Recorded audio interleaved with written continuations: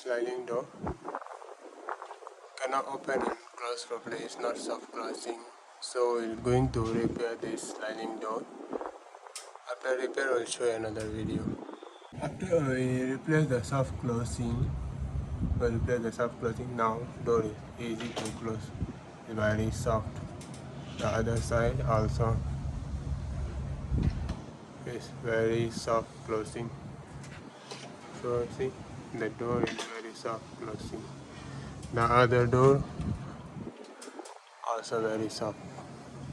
See, very soft closing. So we already replaced the soft closing, and door can slide properly and it's very smooth.